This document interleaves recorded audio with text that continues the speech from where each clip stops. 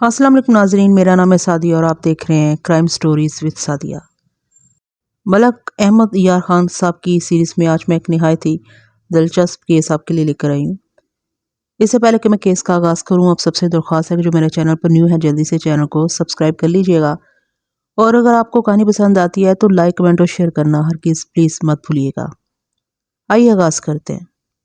जवान आदमी खुबरू खुशहाल मुसलमान ज़मींदार का बेटा, उम्र अभी 33 साल नहीं हुई थी, जंगल में मरा पड़ा था। वो शिकार खेलने गया था। उसकी 12 बोर की बंदूक उसके पास पड़ी थी।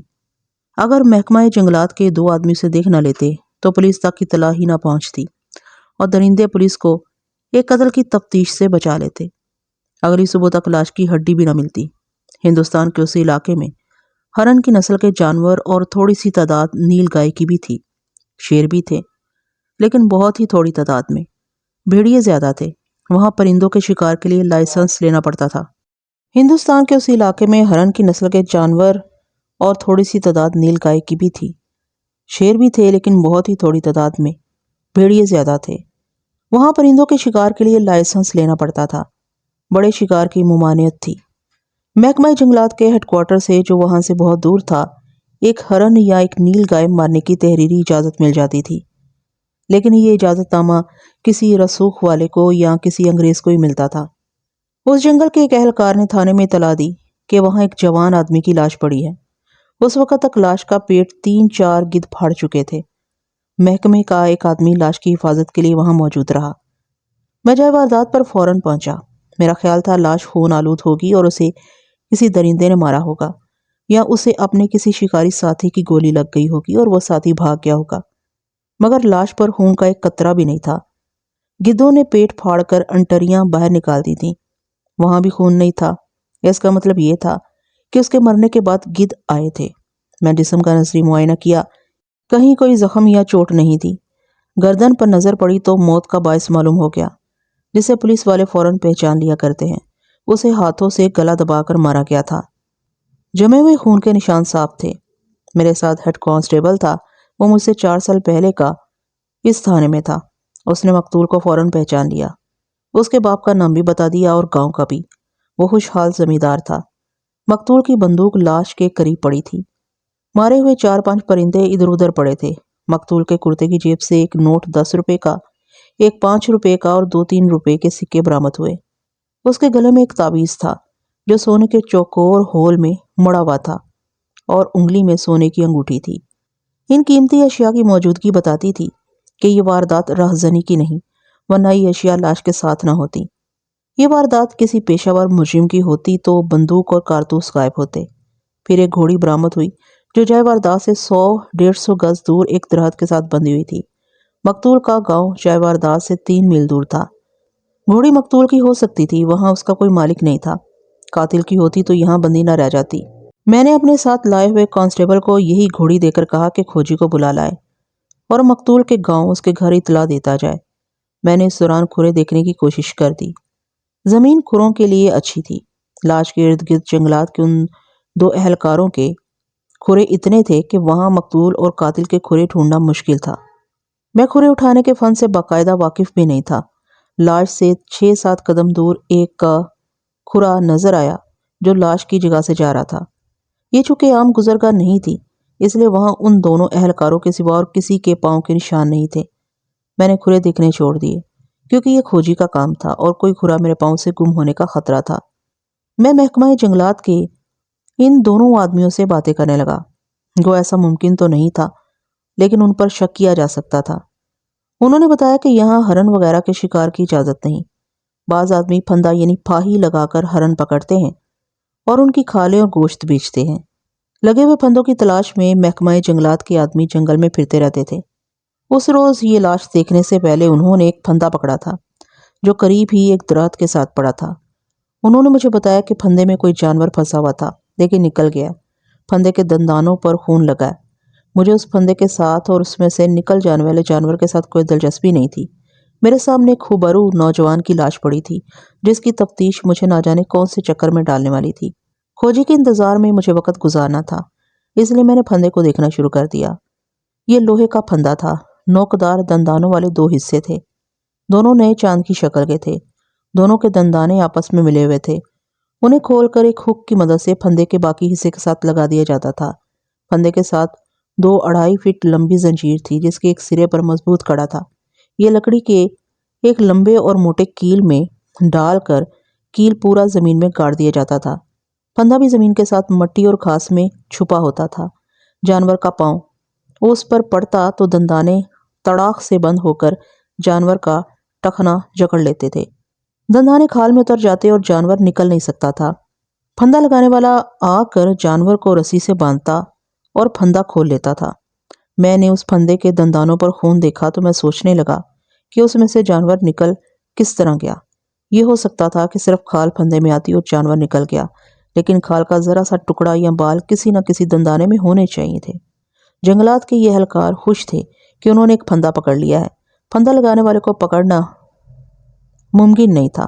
یہ دونوں اہلکار میرے ساتھ رہے، انہیں میرے ساتھ ہی رہنا تھا۔ دونوں گواہ تھے اور میری نظر میں یہ بھی مشتبہ بھی تھے۔ میں ان کے ساتھ گپ شپ لگاتا رہا اور یہ بھانپنے کی بھی کوشش کرتا رہا کہ قتل کے ساتھ ان کا کوئی تعلق ہے یا نہیں۔ یہ ممکن تھا کہ پھندا مقتول نے لگایا ہو اور ان دونوں نے اسے پکڑ لیا ہو اور جھگڑے نے ایسی صورت اختیار کر لی ہو کہ انہوں نے اسے گلا دبا کر مار ڈالا ہو۔ ان کے کھرے اس کھرے سے مختلف تھے جو میں نے جائے واردات سے جاتا دیکھا تھا۔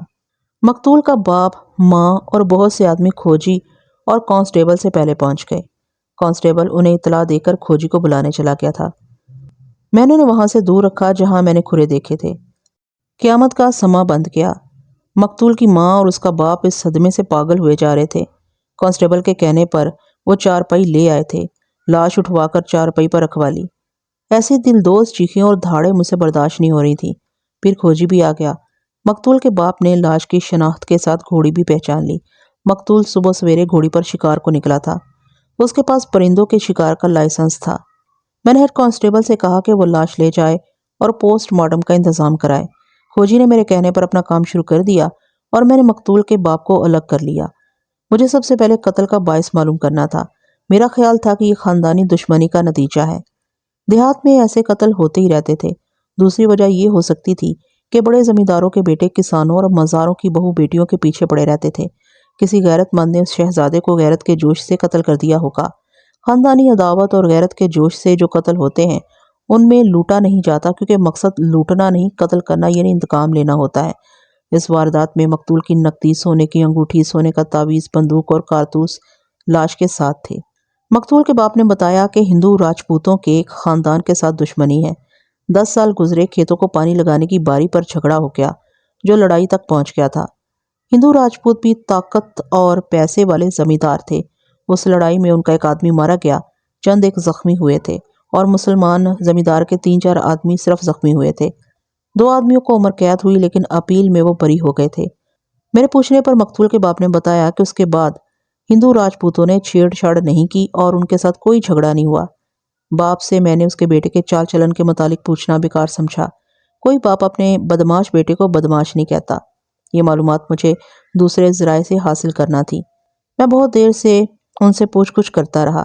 وہ بھی سوچ کر جواب دینے کے قابل نہیں تھا۔ بات کرتے کرتے چپ ہو جاتا اور اس کی دھاڑیں نکل جاتی۔ کھوجی میرے پاس آیا اور سر کے اشارے سے مجھے ساتھ چلنے کو کہا۔ یہ اشارہ بتاتا تھا کہ اس نے زمین سے کوئی بھید لے لیا ہے۔ وہ مجھے ایک طرف لے گیا۔ ایک کھرا ایک طرف سے لاش کی طرف آ رہا تھا، یہی کھرا دوسری طرف لاش سے ہٹ کر جا رہا تھا۔ یہ کھرا مقتول کا نہیں تھا۔ کھوجی مقتول کی جوتی دیکھ چکا تھا۔ کھرا کسی ایسے آدمی کا بھی ہو سکتا تھا جس نے ذرا دور سے گزرتے لاش پڑی دیکھی، لاش تک آیا اور لاش دیکھ کر چلا گیا، لیکن وہ جدھر سے آیا تھا اسے ادھر ہی چلے جانا چاہیے تھا۔ یوں سمجھیے کہ وہ شمال کی طرف سے لاش تک آیا اور شمال مشرق کی طرف چلا گیا۔ اس کی دونوں سمتوں کا زاویہ تقریباً 45 ڈگری تھا۔ میں نے کھوجی سے کہا کہ یہ کوئی لاش دیکھنے آیا ہے اور چلا گیا ہے۔ کھوجی نے مسکرا کر میری طرف دیکھا اور بولا، میرا تجربہ کچھ اور بتاتا ہے۔ پہلے میں بھی یہی سمجھا تھا جو آپ کہتے ہیں، آگے چل کر دیکھیں۔ وہ مجھے ایک جگہ لے گیا جہاں زمین تھوڑی سی کھدی ہوئی تھی۔ اس کے قریب ایک گہرا سوراخ تھا، جیسے یہاں سے لکڑی کا کیل اکھاڑا گیا ہو۔ میں نے مٹی کو غور سے دیکھا تو خون کے 2-3 قطروں کا شک ہوا۔ کھوجی مجھے وہاں سے 12-14 قدم دور ایک درخت کے نیچے لے گیا۔ یہ کھرا وہاں تک جاتا تھا۔ وہاں 3-4 خون آلود کپڑے کے ٹکڑے پڑے تھے۔ انہیں دیکھ کر پتہ چلتا تھا جیسے کوئی اپنے زخم سے خون صاف کر کے یہ ٹکڑے پھینکتا رہا ہو۔ یہ پگڑی کے کپڑے کے ٹکڑے معلوم ہوتے تھے۔ کھوجی نے جو کھرا اٹھایا تھا اس نے یہ تجزیہ کیا کہ اس نے یہی کھرا ادھورا ادھورا اور بجھا بجھا لاش کے ارد گرد دیکھا ہے۔ پھر یہ کھرا اس جگہ آیا جہاں زمین ذرا کھدی ہوئی تھی۔ وہاں زیادہ تر کھرا صرف بائیں پاؤں کا ہے، جیسے یہ آدمی ایک ٹانگ پر ناچتا رہا ہو۔ اس کے ساتھ 2 کھرے اور ہیں۔ وہاں یہ کھرا درخت یعنی کپڑے کے خون آلود ٹکڑوں تک اس طرح گیا کہ بایاں پاؤں ٹھیک پڑ رہا ہے اور دائیں پاؤں کا کہیں صرف پنجہ اور کہیں صرف ایڑی۔ آپ اس کھرے کا یہ تجزیہ اسی صورت میں سمجھ سکتے ہیں کہ میں مکمل طور پر بیان کروں اور اس فن کے فنی پہلو میں بیان کروں، لیکن یہ تجزیہ پوری کہانی سے بھی لمبا ہو جائے گا۔ میں آپ کو پہلے کئی بار بتا چکا ہوں کہ اگر کھوجی بعض ایسے کھرے بھی دیکھ لیتے ہیں جو کسی اور بلکہ تجربہ کار تفتیشی آفیسر کو بھی نظر نہیں آتے، اس کھرے کے متعلق آپ یہ ذہن میں رکھیں کہ یہ ایک اہم اور پراسرار کھرا تھا۔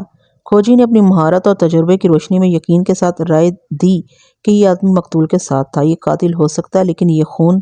میں نے چونک کر اتنی زور سے کھوجی کے کندھے پر ہاتھ مارا کہ وہ دبلا پتلا ادھیڑ عمر آدمی کانپ گیا۔ میں نے جوش سے کہا، میں بتاتا ہوں یہ خون یہاں کیوں ہے۔ میں نے وہیں سے جنگل کے اہلکاروں کو آواز دی کہ پھندا اپنے لیے لیتے آؤ۔ وہ دوڑے آئے۔ میں نے ان سے پھندا لے کر اس کے دندانے پھر دیکھے۔ ان پر خون کے جمے ہوئے نشان تھے۔ میرے پوچھنے پر انہوں نے بتایا کہ انہوں نے یہ پھندا یہیں سے اکھاڑا ہے۔ یہ ایک معمہ تھا جو میری عقل کا امتحان لے رہا تھا۔ میں نے بہت سوچا اور دماغ میں یہی آیا کہ پھندا جب اہلکاروں نے دیکھا اس وقت یہ بند تھا، اس پر خون بھی تھا۔ اس سے یہ پتہ چلا کہ اس پر کسی جانور کا پاؤں آیا۔ پھندے نے بند ہو کر پاؤں جکڑ لیا، لیکن اتنا نہیں کہ جانور پاؤں نکال نہ سکے۔ مگر اب یہ کھرا دیکھ کر اور کھوجی کی باتیں سن کر مجھے یقین سا ہونے لگا کہ پھندے میں جس کا پاؤں آیا تھا وہ کوئی جانور نہیں بلکہ انسان تھا۔ جانور اس میں سے پاؤں نہیں نکال سکتا تھا۔ صرف انسان کو معلوم ہوتا ہے کہ بند پھندا کس طرح کھولا جاتا ہے۔ اس انسان نے پھندا کھولا اور پاؤں آزاد کر لیا۔ میں نے کھوجی کو جب پھندا اس پر خون دکھایا اور بتایا کہ یہ پھندا یہاں لگا ہوا تھا تو اس نے آنکھیں ضرورت سے زیادہ کھول کر میرے منہ کی طرف دیکھا اور بہت دیر دیکھتا ہی رہا۔ اس نے کھرا ایک بار پھر دیکھا اور بولا، اگر اس کا پاؤں پھندے میں آیا تھا تو یہ دایاں پاؤں ہوگا۔ لوہے کے اس پھندے نے تو اس کی ہڈی توڑ دی ہوگی، اس لیے اس کے دائیں پاؤں کا کھرا بائیں سے بہت مختلف ہے۔ کہیں پنجہ لگا ہے، کہیں ایڑی۔ بائیں کھرے پر وزن زیادہ پڑ رہا ہے۔ ایک سوال میرے ذہن میں آیا، کیا یہ شخص قاتل تھا جو قتل کر کے ادھر سے واپس گیا اور اس کا پاؤں پھندے میں آ گیا؟ کھوجی نے ایک بار پھر تمام کھرے دیکھے اور پہلے سے زیادہ یقین سے کہا کہ یہ شخص مقتول کے ساتھ تھا۔ میں نے پھندا اور خون آلود کپڑے کے ٹکڑے قبضے میں لے لیے۔ دونوں اہلکاروں کو گواہوں کے طور پر پابند کر لیا اور ذہن میں یہ نکتہ رکھ لیا کہ یہ شخص جس کے یہ کھرے اور یہ خون ہے، یہ اگر قاتل نہیں تو مقتول کے ساتھ ضرور تھا۔ اس زمانے میں پولیس کی ایک مشکل یہ تھی کہ خون کا گروپ معلوم کرانے کے لیے خون کا نمونہ بہت ہی دور بھیجنا پڑتا تھا۔ اس کے لیے کئی دن درکار تھے۔ یہ بھی یاد رکھیں کہ خون کا معائنہ تفتیش میں کچھ مدد دے سکتا ہے۔ عدالت اسے تسلیم نہیں کرتی۔ خون سے متعلقہ ماہرین صرف یہ معلوم کر کے بتاتے ہیں کہ یہ خون کسی انسان کا ہے یا کسی جانور کا۔ اگر جائے واردات کی کسی چیز پر گرے ہوئے خون کا گروپ کسی ملزم کے خون سے مل جائے تو پولیس کا شک اس ملزم کے خلاف پختہ ہو سکتا ہے۔ قانون اسے ملزم کے خلاف استعمال نہیں کر سکتا کیونکہ بے شمار انسانوں کا خون ایک ہی گروپ کا ہوتا ہے۔ بس اتنا فائدہ ہوتا ہے کہ پولیس ملزم کو پھر چھوڑتی نہیں، دوسری شہادتیں فراہم کر کے اس کے خلاف جرم ثابت کر لیا جاتا ہے۔ لاش جا چکی تھی۔ میں مقتول کے گاؤں میں چلا گیا۔ گاؤں سے چند ایک کھیت پرے ان ہندو راجپوتوں کے گھر تھے جن کے ساتھ 10 سال پہلے مقتول کی لڑائی ہوئی تھی۔ وہاں جا کر ان کے 2 معزز آدمیوں کو بلا کر کہا کہ تم مردوں کو ایک جگہ اکٹھا کر لو، اگر کوئی کھیتوں میں یا کہیں اور ہے تو اسے بھی بلا لو، کوئی بھی غیر حاضر نہ ہو۔ میں نے نمبردار، چوکیدار اور سفید پوش کو بلا لیا۔ ان کے ساتھ 8 گھر تھے۔ کم و بیش 25 آدمی تھوڑی دیر میں جمع ہو گئے۔ شام کا وقت تھا، سب گھروں کو آ گئے تھے۔ نمبردار وغیرہ نے سب کو دیکھ کر مجھے بتایا کہ کوئی بھی غیر حاضر نہیں۔ میں نے گول دائرے میں کھڑا کر کے سب کے پاؤں دیکھے، کسی کا پاؤں زخمی نہیں تھا۔ اس کے بعد ان سے پوچھ کر ان 10-12 آدمیوں کو الگ کیا جو مقتول کے خاندان کے ساتھ 10 سال پہلے لڑے تھے۔ میں نے ابھی پوچھا بھی نہیں تھا کہ ان میں سے وہ بوڑھا زمیندار جس نے 10 سال پہلے پانی کا جھگڑا شروع کیا تھا بول پڑا۔ اس زمانے میں تھانے داروں سے لوگ، خصوصاً دیہاتی لوگ، بہت ڈرتے تھے، بچھ جاتے تھے، لیکن اس آدمی کے لہجے میں ڈر اور خوشامد نہیں تھی۔ جناب عالی، آپ ذرا تشریف رکھیں، اس نے کہا۔ پریشان نہ ہو، میں آپ کا شک رفع کرنے کی کوشش کروں گا۔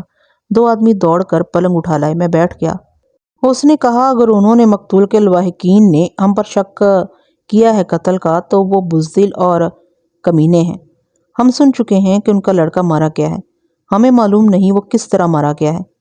یہ درست ہے کہ 10-11 سال گزرے، ہماری ان کے ساتھ لڑائی ہوئی اور ہمارا ایک آدمی ضائع ہو گیا اور ان کے آدمی بری ہو گئے تھے، لیکن جناب عالی ہم اتنے کمزور نہیں ہیں کہ بدلہ لینے کے لیے 10 سال انتظار کرتے اور ان کے لڑکے کو چوروں اور بزدلوں کی طرح قتل کرتے۔ اگر ایسے کرنا ہوتا تو ہم مقدمے ختم ہوتے ہی بدلہ لے لیتے۔ اس نے پہلے میری ران پر پھر اپنے سینے پر ہاتھ مار کر کہا، وہ تو کھلی لڑائی ہوئی تھی، ہمارا آدمی نہ مرتا تو ہم تھانے میں بھی نہ جاتے، ہم نے بدلہ لینے کی سوچی ہی نہیں۔ یہ لڑکا جو آج مارا گیا ہے اور ان کے دوسرے لڑکے کئی دفعہ ایسی جگہ ہمیں اکیلے اکیلے ملے ہیں کہ اگر چھپ کر بدلہ لینا ہوتا تو ہم بہت پہلے اس طرح بدلہ لیتے کہ انہیں پتہ بھی نہ چلتا کہ قاتل کون ہے۔ ہم نے وہ لڑائی دل سے نکال دی ہے۔ اس نے ایسی باتیں کی اور ایسے لہجے میں کی کہ میں نے مان لی۔ بعد میں نمبردار نے بھی مجھے بڑی اچھی دلیلیں دی اور مثالیں دے کر یقین دلا دیا کہ ان لوگوں نے کبھی انتقام کی نہیں سوچی، تاہم میں نے انہیں ذہن سے خارج نہیں کیا۔ مقتول کے باپ نے ان کے خلاف پختہ شک کا اظہار کیا بھی نہیں تھا۔ اس نے میرے اس سوال کا جواب دیا تھا کہ کس کے ساتھ خونی دشمنی ہے۔ میری مدد نمبردار، چوکیدار اور میرے مخبر ہی کر سکتے تھے۔ میں نمبردار اور چوکیدار کو ساتھ لے گیا۔ تھانہ 2 میل دور تھا۔ انہیں مخبری کے لیے ضروری ہدایات دی اور بتایا کہ کوئی ایسا آدمی دیکھو جس کا پاؤں زخمی ہو تو فوراً مجھے اطلاع دو۔ مخبروں کو الگ ہدایات دی۔ لاش 12 میل دور پوسٹ مارٹم کے لیے لے جائی گئی۔ رات کے آخری پہر واپس آئی۔ مجھے پوسٹ مارٹم رپورٹ دوسرے دن ملی۔ ڈاکٹر نے لکھا تھا موت گلا دبانے سے واقع ہوئی ہے۔ جسم پر اور کوئی زخم یا چوٹ نہیں تھی سوائے پیٹ کے جو گدھوں نے پھاڑا اور انٹڑیاں وغیرہ نکال کر کھا لی تھی۔ اس روز شام کو مقتول کے باپ کو بلایا، اس کے ساتھ ہمدردی کی، حوصلہ دیا اور اسے کہا کہ اب وہ ہوش اور عقل ٹھکانے رکھ کر میرے سوالوں کا جواب دے تاکہ میں اس کے بیٹے کے قاتل کو پکڑ سکوں۔ اس کے ساتھ ادھر ادھر کی باتیں کر کے اسے ذہنی طور پر تیار کر لیا۔ اس سے پہلا سوال یہ کیا کہ اس کے بیٹے کے پاس پھندا تھا اور کیا اس نے کبھی جنگل میں پھندا لگایا تھا۔ باپ نے بتایا اس کے پاس پھندا نہیں تھا۔ میں نے اسے بتایا کہ اگر پھندا تھا تو وہ بتا دے، اس کی اسے سزا نہیں ملے گی، اس سے شاید قاتل کی تلاش آسان ہو جائے۔ اس نے مجھے یقین دلا دیا کہ مقتول کے پاس پھندا نہیں تھا، اسے صرف پرندوں کے شکار کا شوق تھا جس کے لیے اس نے باقاعدہ لائسنس لے رکھا تھا۔ لڑکے کے متعلق آپ کو کبھی شکایت ملی تھی کہ اس نے کسی کی بیٹی کو چھیڑا ہے یا کوئی ایسی حرکت کی ہوگی جس کا کسی نے انتقام لیا ہو؟ میں نے پوچھا۔ میری توقع کے مطابق باپ نے بیٹے کی تعریفیں شروع کر دیں۔ انہی تعریفوں کے سلسلے میں اس نے بتایا کہ لڑکا اتنا شریف تھا کہ برادری کے 2 گھرانے گھر آ کر اپنی بیٹیوں کے رشتے دیتے تھے۔ کوئی 1 مہینہ ہوا اس کی منگنی کر دی گئی تھی۔ یہ بات سن کر میرا دماغ کسی اور طرف چل پڑا۔ دیہات میں ایسا تو نہیں ہوتا کہ کسی لڑکی کے ماں باپ اپنی پسند کے لڑکے کے گھر جا کر لڑکی دیں۔ کسی کی زبانی کہلوایا جا سکتا ہے۔ وہاں یہ بھی ہوتا ہے کہ کسی لڑکی کو ٹھکرا کر بیٹے کی منگنی کہیں اور کر دی جائے تو ٹھکرائی ہوئی لڑکی کے والدین اسے اپنی ناقابل برداشت توہین سمجھتے ہیں۔ اس قتل میں مجھے ایسا ہی شک ہوا۔ میں نے مقتول کے باپ سے تفصیلی پوچھ گچھ کی، بہت کریدا، مگر مجھے مایوسی ہوئی۔ اس نے بتایا کہ 2 گھرانوں کی لڑکیوں کے پیغام کسی کی معرفت آئے تھے، لیکن رشتہ ایک تیسرے گھرانے کا قبول کیا گیا۔ جن 2 گھرانوں کو مایوس کیا گیا تھا ان کے متعلق باپ نے بتایا کہ ان کی حیثیت ایسی نہیں کہ ایسے سنگین طریقے سے انتقام لیتے۔ وہ شریف لوگ ہیں اور قریبی رشتہ داری بھی ہے۔ منگنی ایک اور گاؤں میں ہوئی تھی جو اس گاؤں سے 2.25 میل دور تھا۔ میں اتنا سمجھ گیا کہ قتل کا باعث بہت ہی خفیہ ہے اور یہ محبت اور رقابت کا ڈرامہ ہے، اور اگر یہ انتقامی قتل ہے تو بھی اس میں کسی لڑکی کا عمل دخل ضرور ہوگا۔ مقتول کے باپ سے مجھے کچھ بھی حاصل نہ ہوا سوائے اس کے کہ مقتول کی منگنی ہو چکی تھی۔ مجھے لڑکی والوں سے کچھ نہیں پوچھنا تھا۔ اب نمبردار، چوکیدار اور مخبر ہی مجھے کچھ بتا سکتے تھے اور مجھے اپنے دماغ سے کام لینا تھا۔ ان لوگوں کو تھانے بلایا۔ نمبردار اور چوکیدار نے ایک ہی جیسی رپورٹ دی جو مختصراً یہ تھی کہ مقتول اچھے چلن کا آدمی نہیں تھا۔ یہ تو میں بھی جانتا تھا کہ خوشحال اور امیر زمینداروں اور جاگیرداروں کے بیٹے اپنے آپ کو شہزادے اور اپنے سے کم درجے کی ذاتوں کے لوگوں کو اپنی زر خرید اور غلام رعایا سمجھتے تھے۔ غریب کسانوں اور مزاروں کی بہو بیٹیوں کا شکار کھیلتے رہتے تھے۔ نمبردار نے بتایا کہ ایک غریب مزدور کی جوان بیٹی کے ساتھ مقتول کا گہرا اور درپردہ میل جول تھا، لڑکی کے باپ نے 2 مرتبہ نمبردار سے کہا تھا کہ یہ لڑکا ان کے ارد گرد چکر لگاتا رہتا اور ان کی لڑکی کو خراب کرتا ہے۔ نمبردار نے مقتول کے باپ کے ساتھ بات کی تھی، لیکن باپ نے اپنے بیٹے کو سمجھانے کی بجائے لڑکی کے باپ کو گالیاں دی اور کہا تھا کہ وہ اس کے بیٹے کو بدنام کرتا ہے۔ چوکیدار نے نمبردار کی تائید کی۔ انہوں نے بتایا کہ لڑکی کا سارا خاندان اینٹوں کے بھٹے پر کام کرتا ہے۔ گاؤں سے تھوڑی ہی دور اینٹوں کا ایک بھٹا تھا۔ میں نے نمبردار اور چوکیدار سے کچھ اور باتیں پوچھی اور یہ بھی پوچھا کہ ان مزدوروں میں اتنی ہمت ہو سکتی ہے کہ عزت کے انتقام میں قتل کر دیں۔ غیرت جاگ اٹھے تو انسان امیری غریبی اور زندگی موت کی پرواہ نہیں کرتا۔ نمبردار کے یہ الفاظ مجھے آج تک یاد ہیں۔ میں یہاں تک جانتا ہوں کہ لڑکی پوری طرح مقتول کے قبضے میں تھی۔ اسے ماں باپ نے مارا پیٹا بھی تھا، لیکن وہ مقتول سے ملنے سے باز نہیں آتی تھی۔ اس کا یہی علاج تھا کہ لڑکی کو ختم کرو یا لڑکے کو۔ ان مزدوروں کی بھی آخر عزت ہوتی ہے۔ مخبروں نے بھی مقتول کے متعلق ایسی ہی رپورٹیں دی۔ میں نے ان کے مطابق گاؤں کے 3-4 آدمیوں کو ذہن میں رکھ لیا اور ان سے تفتیش کا کام اپنے ASI کے سپرد کر دیا، مگر مجھے ان سے کوئی سراغ ملنے کی توقع نہیں تھی۔ میں اینٹوں کے بھٹے پر چلا گیا۔ صرف نمبردار میرے ساتھ تھا۔ وہ لڑکی اور اس کے باپ کو پہچانتا تھا۔ ایک بہت ہی لمبے چوڑے نشے میں بہت سے مزدور، ان کی عورتیں اور بچے سانچوں میں گیلی مٹی بھر بھر کر کچی اینٹیں ایک جگہ رکھتے جا رہے تھے۔ ان لوگوں کی یہ لک تھلک بستی تھی جس میں صرف جھونپڑے تھے۔ میں ان کے درمیان گھومنے پھرنے لگا۔ میں 2 چیزیں دیکھ رہا تھا، ایک ہر مرد کے پاؤں اور ان کے چہرے۔ تھانے دار کو دیکھ کر قاتل کے چہرے کا تاثر بدلنا لازمی تھا اور قاتل کا پاؤں زخمی ہونا چاہیے تھا۔ مجھے دونوں چیزیں نظر نہ آئیں، نہ کسی کے چہرے کا تاثر بدلا، نہ کسی کا پاؤں زخمی تھا۔ مجھے اندازہ تھا کہ لوہے کے پھندے میں جو پاؤں آیا ہے وہ معمولی زخمی نہیں ہوگا، وہ آدمی چلنے کے قابل نہیں ہوگا اور اس کے پاؤں پر پٹی بندھی ہوگی۔ ان مزدوروں کے پاؤں ٹھیک تھے۔ نمبردار نے مجھے وہ لڑکی دکھائی۔ وہ نوجوان اور خوبصورت لڑکی تھی، اپنی برادری کی دوسری لڑکیوں کی نسبت صاف ستھری اور قدرے الگ تھلگ تھی۔ میں نے نمبردار سے کہا کہ اس کے باپ کو الگ کر لے۔ میں اسے ایک طرف لے گیا۔ وہ ڈر سے کانپ رہا تھا۔ میں نے اسے حوصلہ دیا اور اسے مقتول اور اس کی بیٹی کے تعلقات کے متعلق پوچھا۔ اس نے سب کچھ صاف صاف بتا دیا اور رو پڑا۔ مقتول کے ساتھ اپنی بیٹی کی ملاقاتوں کی اس نے پوری تفصیل سنا دی۔ میرے پوچھنے پر اس نے بتایا کہ اس کی بیٹی کا رشتہ طے ہو چکا ہے، لیکن لڑکا پیچھے ہٹ رہا ہے۔ اس کے والدین کہتے ہیں کہ لڑکی ٹھیک نہیں۔ میں نے اسے پوچھا کہ یہ لڑکا لڑکی کو پسند کرتا ہوگا۔ باپ نے کوئی تسلی بخش جواب نہ دیا۔ میں نے اسے یہ بھی پوچھا کہ لڑکے نے کبھی اسے کہا تھا کہ وہ اپنی بیٹی کو زمیندار کے اس بیٹے سے ملنے سے روکے۔ لڑکے نے کہا کہ نہیں، ایسی بات اس نے کبھی نہیں کہی تھی۔ پھر اس سے اس کی برادری کے آدمیوں کے متعلق پوچھا کہ کسی نے تو اسے کہا ہوگا کہ اپنی بیٹی کو باز رکھے۔ اس نے محمل سا جواب دیا۔ میں نے اس لڑکے کو بلا لیا۔ وہ تنو مند جوان تھا، گھبرایا ہوا تھا۔ بھٹے کے مالک کو الگ لے جا کر پوچھا کہ ان میں کوئی غیر حاضر تو نہیں۔ اس نے سب کو دیکھ کر بتایا کہ سب کام پر موجود ہیں۔ اس نے یہ بھی بتایا کہ اس قبیلے کے چند ایک آدمی دوسری جگہوں پر بھی کام کرتے ہیں۔ میں نے اسے قتل کا دن بتا کر پوچھا کہ اچھی طرح یاد کر کے بتائے کہ اس روز یہ آدمی یا ان میں سے کوئی اور کام سے غیر حاضر تھا۔ اس نے وثوق سے بتایا کہ سب حاضر تھے۔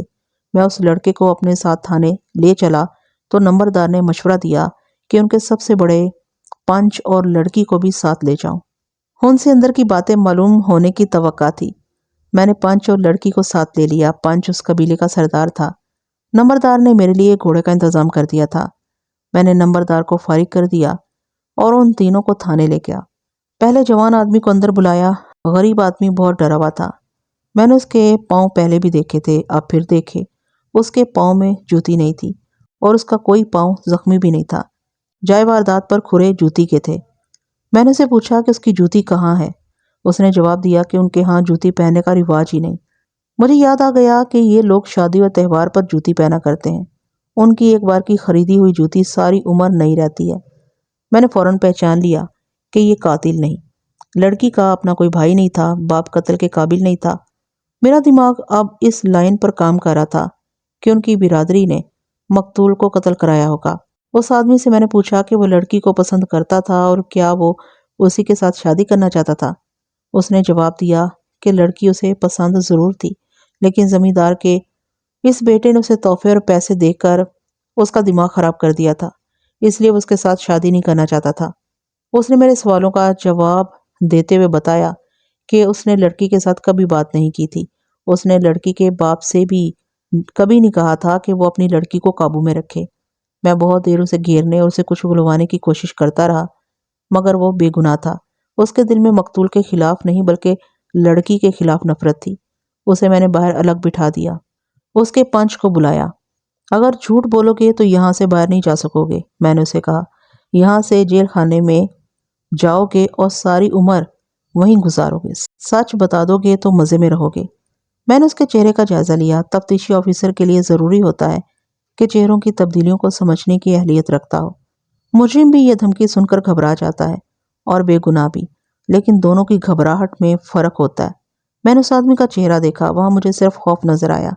اس کی آنکھیں ٹھہر گئی تھیں اور ہونٹ کانپنے لگے تھے۔ میں نے اسے سنبھالنے کی مہلت نہ دی اور کہا، اس آدمی کا نام بتا دو۔ مجھے یہ آدمی جو تمہارے ساتھ آیا ہے بہت کچھ بتا گیا ہے۔ قتل تم نے کرایا یا ان لوگوں نے قتل کر کے تمہیں بتایا تھا؟ وہ ڈرے ہوئے بچے کی طرح رو پڑا اور ہاتھ جوڑ کر فریادیں کرنے لگا۔ حضور، ہم نے کل شام سنا ہے کہ زمینداروں کا چھوکرا جنگل میں مارا گیا ہے۔ ہماری اتنی جرت کہاں ہو سکتی ہے کہ دھن وانوں کی طرف آنکھ اٹھا کر بھی دیکھیں؟ آپ قتل کی بات کر رہے ہیں۔ تم نے لڑکی کے باپ سے کہا تھا کہ اپنی بیٹی کو زمیندار کے بیٹے سے نہ ملنے دے۔ میں نے صرف ایک بار اسے یہ بات کہی تھی، اس نے کہا، لیکن لڑکی کی اپنی ماں لڑکی کے ساتھ ہے۔ وہ خود لڑکی کو بتاتی ہے کہ جاؤ، وہ فلاں جگہ کھڑا ہے۔ وہ لالچی عورت ہے۔ ہم نے یہ حال دیکھا تو پھر کبھی لڑکی کے باپ سے کچھ نہیں کہا۔ اگر ہمیں قتل کرنا ہوتا تو لڑکی کی ماں کو قتل کرتے۔ میں نے پھر بھی اسے ڈھیل نہ دی، پوچھ گچھ کے مخصوص طریقے سے تیر چلاتا رہا اور وہ روتا رہا اور رو رو کر جواب دیتا رہا۔ آخر میں اس نے کہا، حضور والا، ہم لوگوں کی نہ کوئی عزت ہے نہ ہم میں غیرت ہے۔ ہماری کون سی عورت صاف ہے؟ جہاں سے پیٹ بھر کھانا اور دو چار پیسے بغیر مشقت کے مل گئے، ہماری عورتیں وہاں اپنی عزت دے آتی ہیں۔ ہمیں قتل کرنے کی ہمت ہوتی تو ہم راہزن اور ڈاکو بنتے۔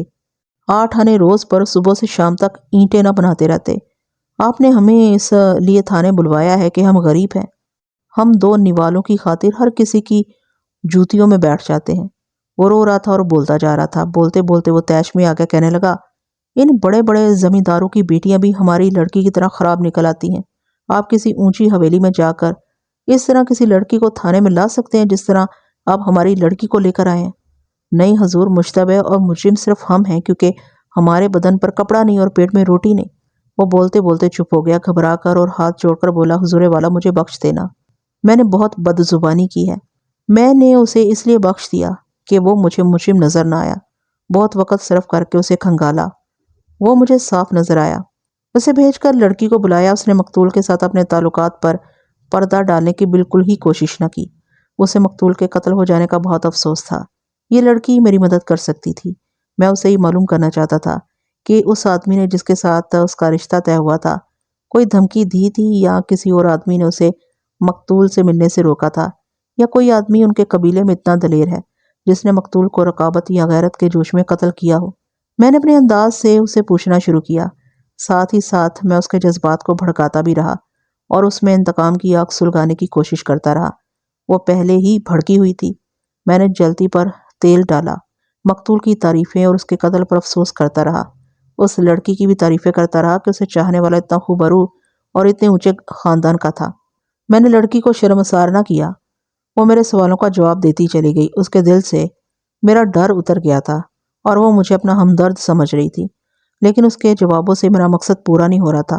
اس کے جوابوں کے مطابق قاتل اس کی برادری یا قبیلے میں نہیں تھا۔ جس آدمی کے ساتھ اس کا رشتہ طے ہوا تھا وہ اتنا دلیر نہیں تھا۔ مختصر یہ کہ لڑکی نے بھی مجھے مایوس کر دیا۔ مجھے اس پر شک نہ ہوا کہ وہ کچھ چھپا رہی ہے، بلکہ وہ دانت پیس پیس کر کہتی تھی کہ میں قاتل کو پکڑوں اور اس کے سامنے پھانسی دوں۔ میں دراصل ابھی تک قتل کا باعث معلوم نہیں کر سکا تھا۔ میں بالکل اندھیرے میں تھا اور مجھے نظر آنے لگا تھا کہ قاتل کا سراغ لگانا بہت ہی دشوار ہے۔ مجھے یہ یقین ہو چلا تھا کہ وہ قاتل ہی تھا جس کا پاؤں پھندے میں آیا تھا اور اس کا پاؤں زخمی ہوگا۔ کھوجی نے بھی کھرے کے تجزیے کے بعد یہی رائے دی تھی۔ ہم دونوں غلط ہو سکتے تھے کیونکہ یہ محض قیاس تھا، لیکن یہ تنکے کا سہارا تھا جسے میں چھوڑنا نہیں چاہتا تھا۔ میں نے ان تینوں کو فارغ کر کے یہ کارروائی کی کہ ضلع کے تمام تھانوں کو اس واردات کی تحریری اطلاع دی اور لکھا کہ معلوم ہوتا ہے کہ ملزم مفرور ہے۔ اس کا حلیہ تو مجھے معلوم نہیں تھا، میں نے لکھا کہ اس کا دایاں پاؤں دندانوں والے آہنی پھندے میں پھنس کر زخمی ہو گیا ہے۔ ایسا کوئی مشکوک آدمی نظر آئے جس کا دایاں پاؤں زخمی ہو، اسے پکڑ لیا جائے۔ یہ پولیس کا ایک طریقہ ہوتا ہے کہ کوئی سراغ نہ ملے تو تھانے دار گرد و نواح کے تھانوں کو بلکہ دور دور کے تھانوں کو بھی واردات کی مختصر سی نوعیت اور ملزم کا حلیہ لکھ کر بذریعہ ڈاک بھیج دیتا ہے۔ ہر تھانے کا عملہ ملزم کو پکڑنے میں مدد دیتا ہے۔ اس واردات میں نے یہ کارروائی ضروری سمجھی۔ مجھے شک ہونے لگا تھا کہ ملزم باہر کا آدمی ہے۔ یہ کام کر کے میں مارا مارا پھرنے لگا۔ مخبروں، نمبردار اور چوکیدار کی میں نے جان کھا لی۔ میں آپ کو طوالت کے ڈر سے سنا نہیں سکتا کہ میں نے کیسے کیسے آدمیوں اور عورتوں سے تحقیقات کی اور کہاں کہاں گیا۔ واردات کو 1 مہینہ ہونے کو آیا تھا۔ مجھے ابھی تک کوئی سراغ نہیں ملا تھا۔ ایک روز اطلاع ملی کہ مقتول کی منگیتر گاڑی کے نیچے آ کر کٹ مری ہے۔ میرا خیال تھا کہ اس نے خودکشی کی ہوگی اور اس کی وجہ یہ ہوگی کہ وہ مقتول کو چاہتی ہوگی اور غم نے اس پر اتنا غلبہ پایا کہ اس نے خودکشی کر لی۔ مجھے اس کے ساتھ کوئی دلچسپی نہیں تھی۔ خودکشی چونکہ ریلوے لائن پر ریل گاڑی کے نیچے آ کر کی گئی تھی، اس لیے اس کی تحقیقات ریلوے پولیس کے ذمہ تھی۔ یہ یاد رکھیے کہ مقتول کی منگیتر کا گاؤں مقتول کے گاؤں سے 2.25 میل دور تھا اور ریلوے اسٹیشن ان دونوں سے 2.25 میل دور تھا۔ یہ چھوٹا سا برانچ لائن کا اسٹیشن تھا۔ میں نے خودکشی کی اس واردات کی طرف دھیان نہ دیا، لیکن چوکیدار جو مجھے یہ اطلاع دینے آیا تھا نے یہ کہہ کر لڑکی رات کے وقت گاڑی پر سوار ہوتے گری اور گاڑی کے نیچے آ گئی، مجھے چونکا دیا۔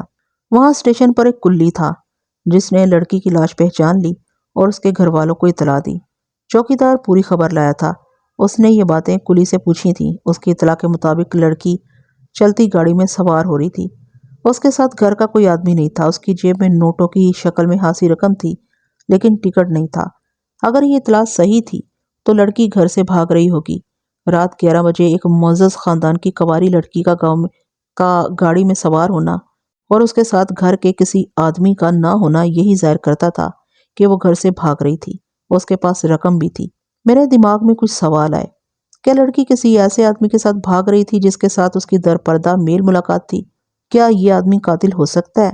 اگر لڑکی کو کسی کے ساتھ بھاگنا ہی تھا تو مقتول کو قتل کرانے کی کیا ضرورت تھی؟ کیا مقتول کو اس آدمی کے متعلق معلوم تھا کہ اس کی منگیتر کے ساتھ اس کا تعلق ہے؟ اگر ہے تو کیا یوں نہ ہوا ہوگا کہ مقتول اور اس آدمی کی لڑائی ہوئی ہو اور اس آدمی نے موقع غنیمت جان کر مقتول کو جنگل میں جا قتل کیا ہو؟ لڑکی دفن ہو چکی تھی۔ میں نے چوکیدار اور مخبروں سے کہا کہ وہ معلوم کریں کہ لڑکی کے درپردہ تعلقات کس کے ساتھ تھے۔ چوکیدار نے وہیں اپنی رائے دے دی کہ لڑکی ایسی نہیں تھی، پردہ تو نہیں کرتی تھی لیکن باہر کم نکلتی تھی۔ گاؤں میں کسی کا راز چھپا رہ نہیں سکتا تھا۔ کوئی ایسی ویسی بات ہوتی تو بے نقاب ہو جاتی۔ چوکیدار نے یہ بھی بتایا کہ لڑکی کے گھر اسی کی عمر کا ایک نوکر ہے۔ لڑکی جب کھیتوں کی طرف کبھی کبھی گھومنے پھرنے جاتی تھی تو یہ نوکر ساتھ ہوتا تھا۔ اس کے متعلق اس نے بتایا کہ یہ عام قسم کے نوکروں اور مزاروں جیسا نوکر نہیں تھا۔ 10-12 سال کی عمر میں اسے کہیں سے لائے تھے۔ صاف ستھرا رہتا تھا اور ایسے لگتا ہے جیسے ان کے گھر کا فرد ہو۔ یہ چونکہ میری واردات نہیں تھی اس لیے میں نے لڑکی کے گاؤں جا کر تحقیقات کی ضرورت نہ سمجھی۔ چونکہ یہ مقتول کی منگیتر تھی اس لیے مجھے اپنے مطلب کی کچھ معلومات حاصل کرنا تھی۔ میں ریلوے اسٹیشن پر چلا گیا اور اسٹیشن ماسٹر سے لڑکی کے حادثے کے متعلق پوچھا۔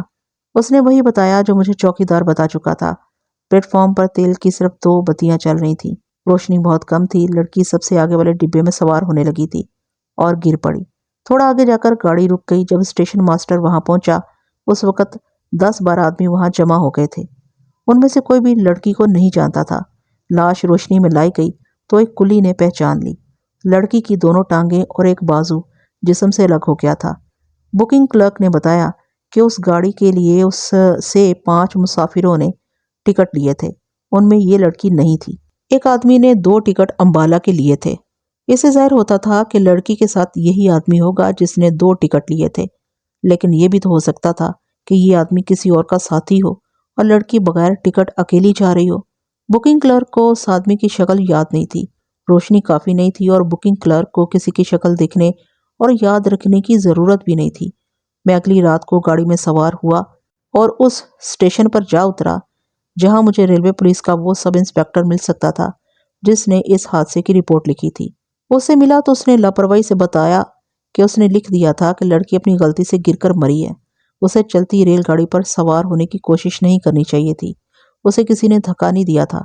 گاڑی میں کوئی رش نہیں تھا۔ اس نے خودکشی بھی نہیں کی۔ اگر خودکشی کرنی ہوتی تو گاڑی کے پائیدان سے نہ گرتی، کہیں اور ریلوے لائن پر لیٹ جاتی۔ میں نے اس سب انسپیکٹر کو اپنا مسئلہ بتایا۔ اس نے کہا کہ موقع کے گواہوں نے بتایا ہے کہ لڑکی کے ساتھ کوئی آدمی نہیں تھا۔ اس نے میری اس رائے سے اتفاق کیا کہ لڑکی گھر سے بھاگ رہی تھی، لیکن اس کی منزل کا پتہ نہ چل سکا کیونکہ اس کے پاس رقم تو تھی، ٹکٹ نہیں تھا۔ میں وہاں سے بھی مایوس واپس آیا۔ 2 دن اور گزر گئے۔ لڑکی کے گاؤں سے اطلاع ملی کہ لڑکی کے گھر کا وہ نوکر کہیں نظر نہیں آ رہا جس کا ذکر چوکیدار نے کیا تھا، اور کہا تھا کہ وہ ان کے گھر کا فرد لگتا ہے۔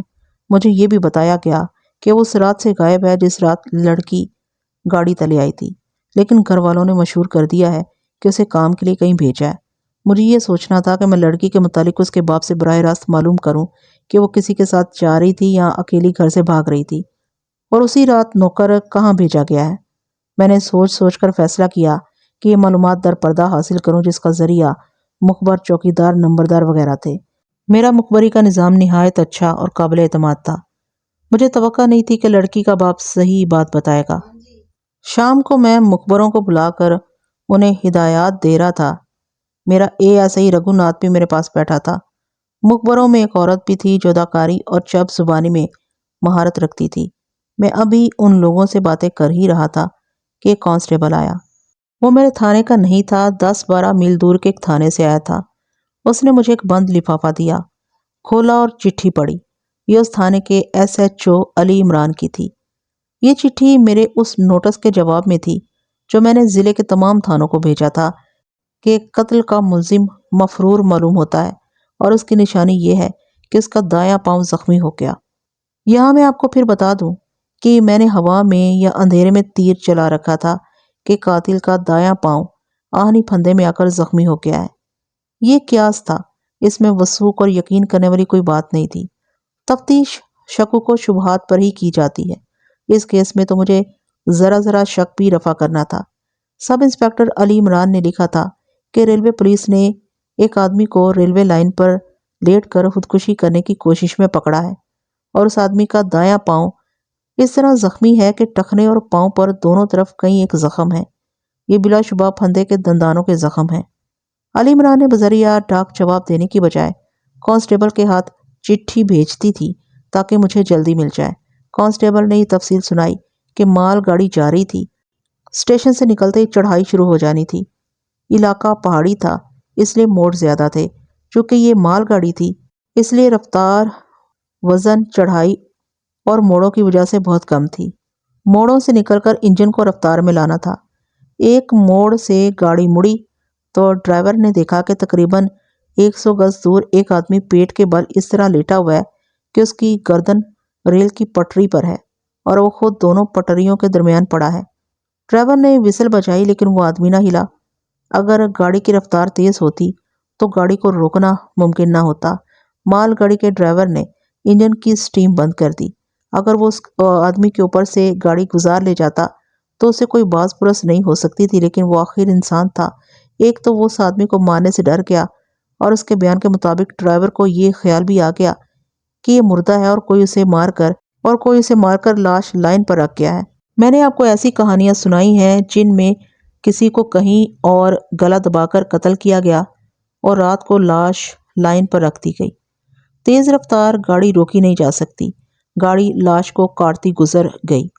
قاتل خوش ہوئے کہ اب لوگ سمجھیں گے کہ یہ آدمی گاڑی کے نیچے آ کر مرا ہے، مگر قاتل پھر بھی پکڑے گئے۔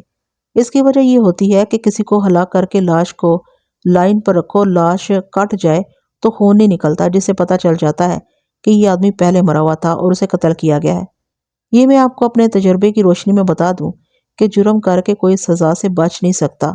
قانون کی گرفت سے بچ جائے تو خدا اسے کسی اور طریقے سے سزا دے دیتا ہے۔ مال گاڑی کے ڈرائیور نے انجن کی سست رفتار سے فائدہ اٹھایا اور آہستہ آہستہ بریکیں لگانی شروع کر دی۔ وہ آدمی بالکل نہیں ہلا۔ انجن اس سے 1 گز دور رک گیا۔ ڈرائیور اور انجن کے دوسرے 2 آدمی انجن سے کودے، اور جب وہ اس آدمی تک پہنچے تو اس نے سر اٹھا کر دیکھا کہ گاڑی رکی کھڑی ہے۔ وہ اٹھ کر بھاگا لیکن ڈرائیور نے اسے دور نہ جانے دیا۔ مال گاڑی کے ساتھ پولیس کی گاد بھی جا رہی تھی۔ ایک ہی سال پہلے ایک مال گاڑی کو ڈاکوؤں کے گروہ نے روک کر لوٹ لیا تھا، اس لیے اس علاقے سے گزرنے والی مال گاڑیوں کے ساتھ پولیس کی مسلح گارد بھیجی جاتی تھی۔ اس آدمی کو گارد کے حوالے کر دیا گیا۔